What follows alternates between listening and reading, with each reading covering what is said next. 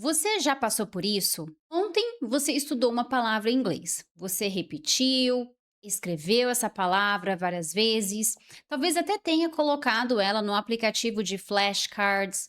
Aí chega hoje e a palavra simplesmente desapareceu. Você sabe que já estudou, você sabe que ela estava na ponta da sua língua. Só que na bendita hora que você precisa dessa palavra, ela some, não aparece nada na sua cabeça, dá aquele branco. E o pior é que isso acontece e de novo e de novo. Até chegar aquele pensamento que machuca bastante, aquele pensamento em que você fala pra si mesmo: "Meu problema deve ser minha memória". Ou então, eu nunca vou conseguir aprender inglês. Nada entra na minha cabeça. Eu acho que eu tenho a memória fraca. Eu acho que o inglês não é para mim. Eu acho que eu não sou capaz de aprender inglês. Mas deixa eu te contar uma coisa que talvez ninguém nunca tenha explicado para você.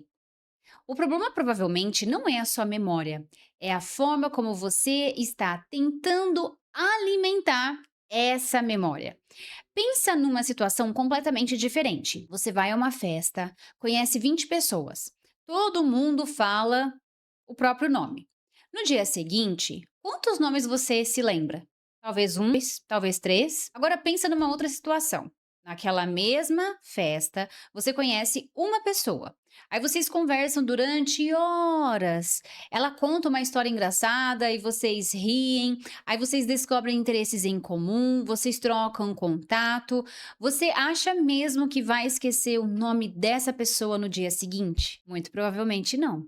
Sabe por quê?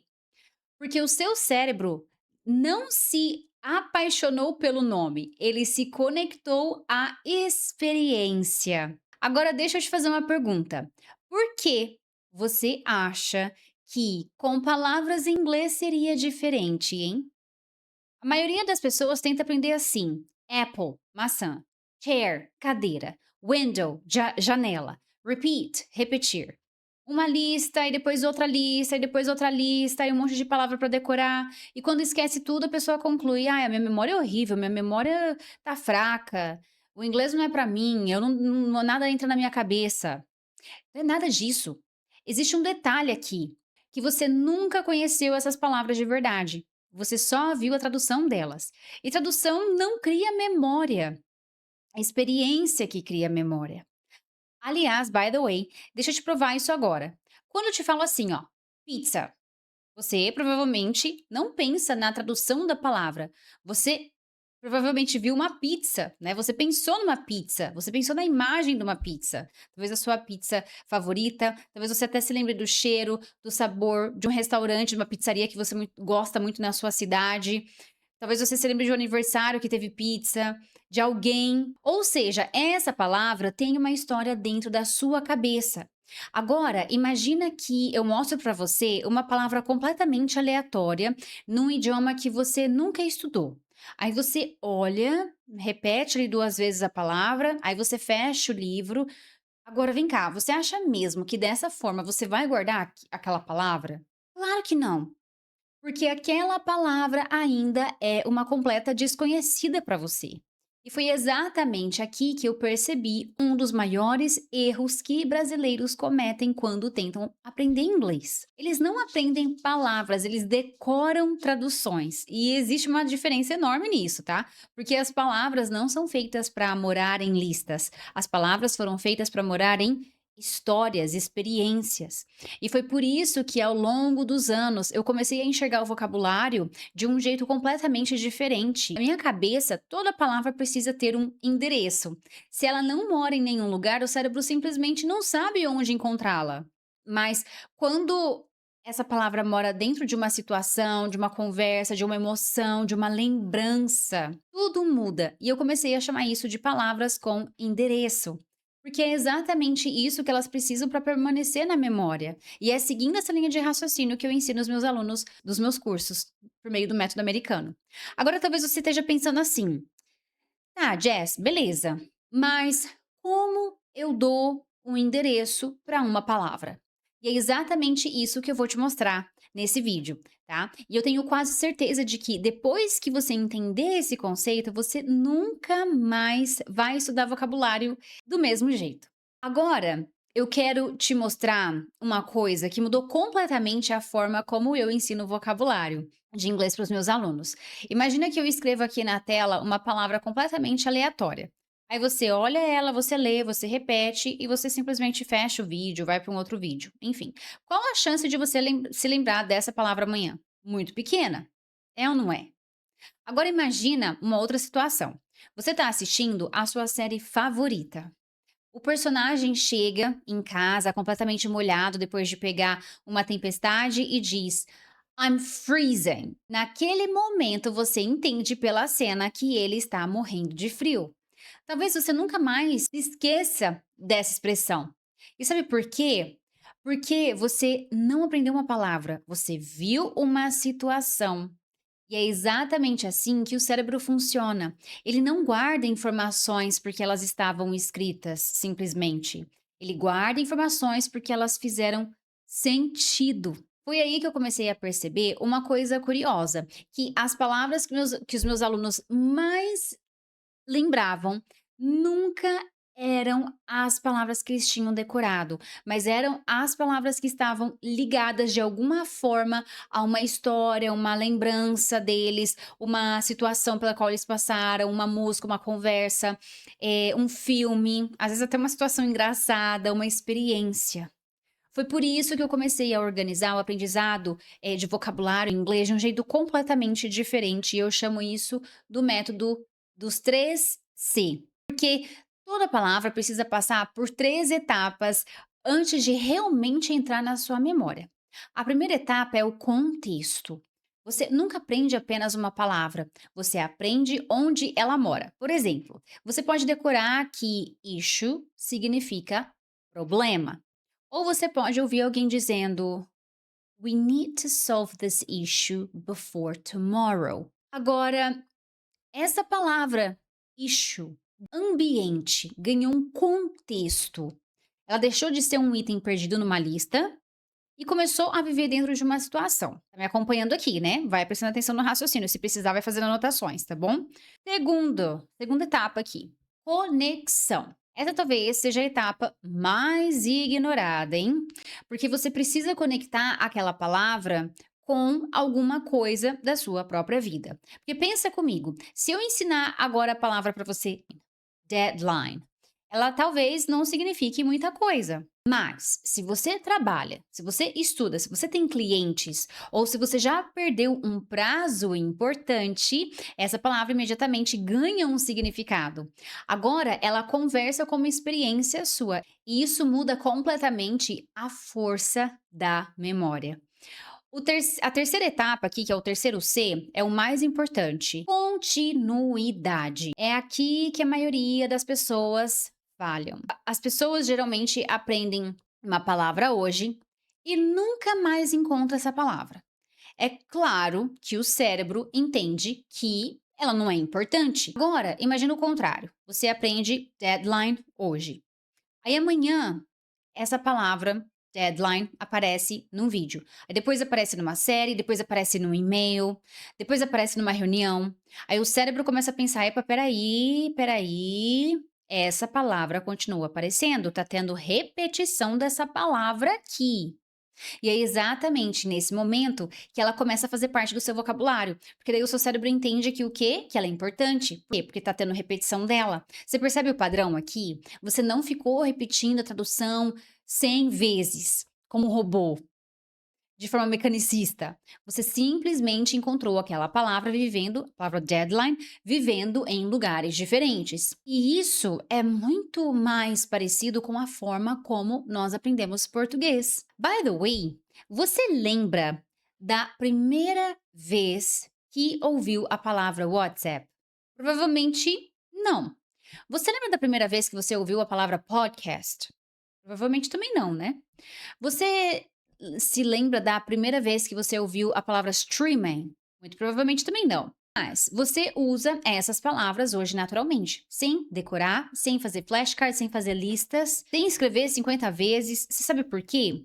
Porque elas apareceram tantas vezes na sua vida que o cérebro sozinho concluiu: essa palavra é importante, deixa eu armazenar ela aqui.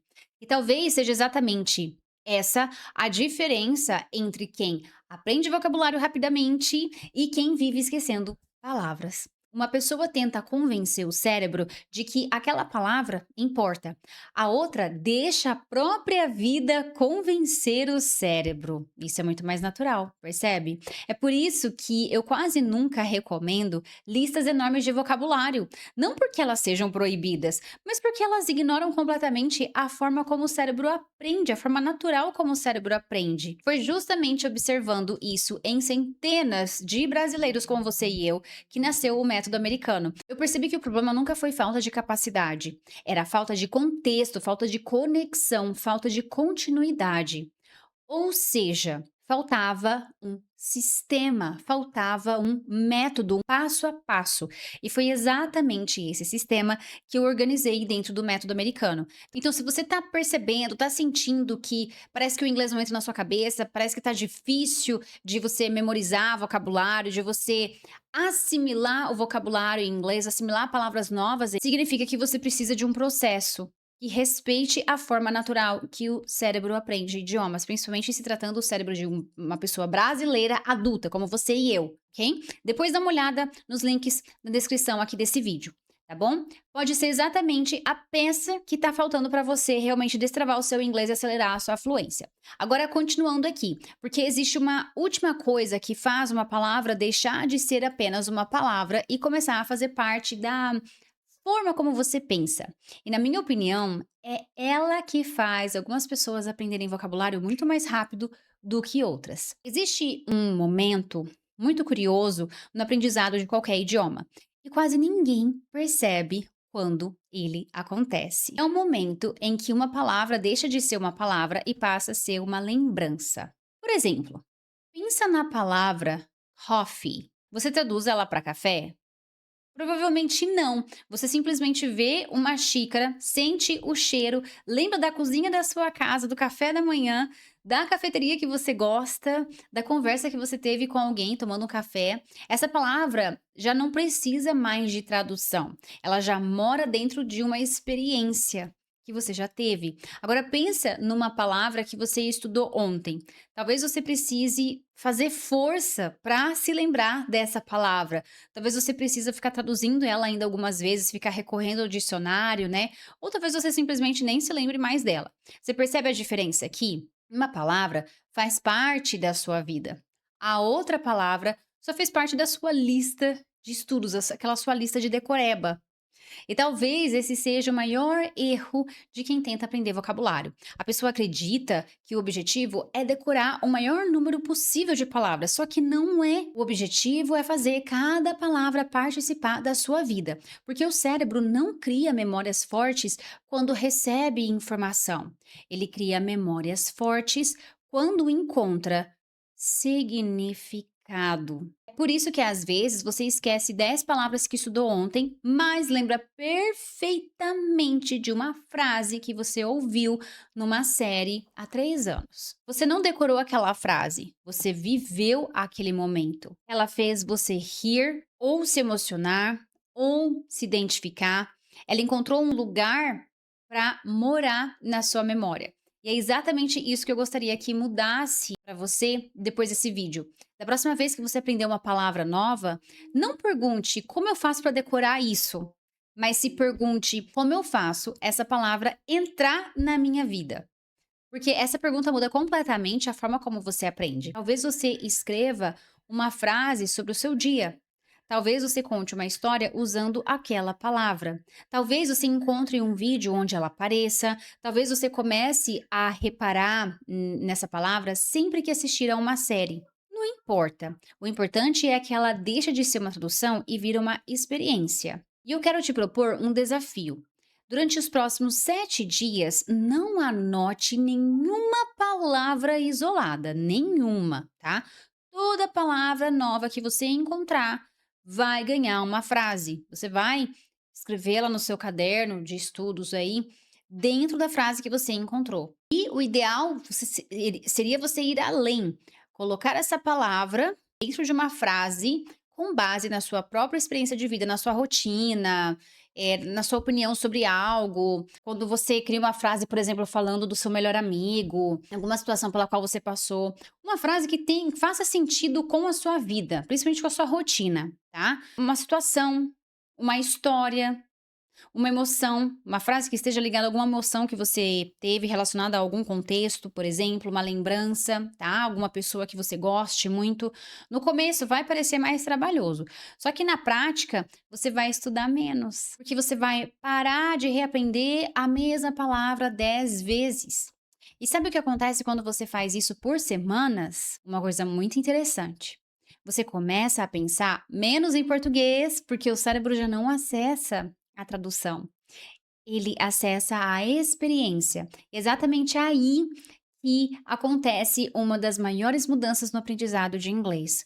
Você para de construir uma lista de palavras e começa a construir uma segunda identidade. Uma identidade que entende o inglês sem precisar passar pelo português primeiro.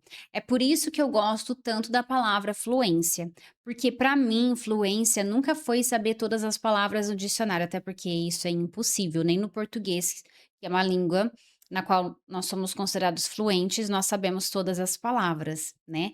Porque a fluência, na verdade, é você conseguir olhar para uma palavra e ela imediatamente te traz uma imagem, te traz um sentido, uma situação, uma lembrança, não uma tradução.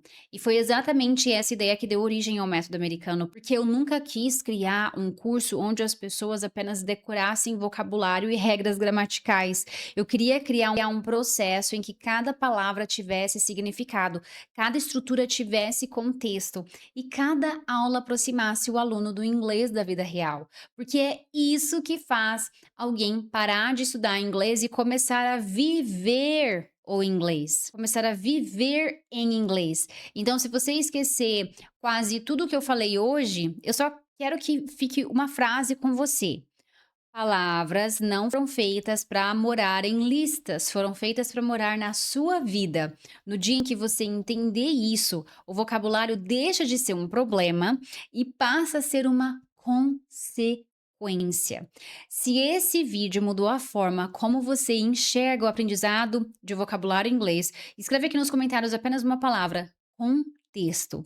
Eu quero saber quantas pessoas chegaram até aqui e tiveram essa virada de chave, tá? E se você conhece alguém que vive dizendo: "Ah, eu decoro palavras em inglês e no dia seguinte eu esqueço de tudo", compartilha esse vídeo com essa pessoa para ajudá-la também. Pode ser que ela nunca tenha tido um problema de memória, pode ser que ela só nunca tenha aprendido palavras do jeito que o cérebro realmente aprende. E eu quero agradecer uma parte muito especial das pessoas que assistem a este canal, as pessoas que decidiram se tornar membros aqui do canal.